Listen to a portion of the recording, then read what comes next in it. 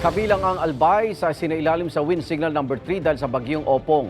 Kumustahin natin ang sitwasyon doon sa unang balita live ni JP Soriano. JP. Igan mga kapuso, mahihinang ulan at mahihinang hangin ang nararanasan natin ngayon dito sa Legazpi, Albay. Pero nitong mga nakalipas na oras, itong madaling araw, mga alas 3 madaling araw, ay pabugso-bugso ang malalakas na hangin at ulan.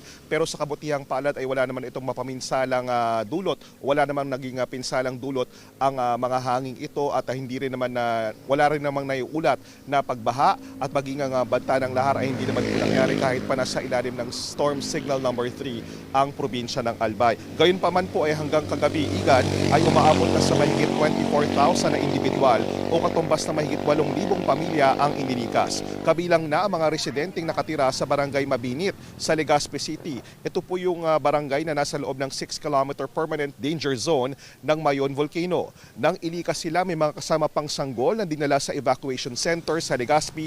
Bit-bit din nila, Igan, ang kanilang mga gamit, kabilang na ang mga tubig, kumot, at ilang damit. Ayon sa ilang residente, bukod sa malakas na hangin, may banta nga rin daw ng lahar na galing Mayon Volcano, lalo na kapag maulan. Kaya nga talagang binabantayan din ng mga local authorities ang sitwasyon dito sa Albay, na sa mga oras na ito po ay nananatiling makulimlim ang lagay ng panahon at suspended pa rin po ang classes sa public at private school sa buong probinsya. Gayunman, meron din naaabot sa 130 plus na stranded na rolling cargos sa Pioduran Port sa Pioduran, Albay dahil nga sa sama ng panahon.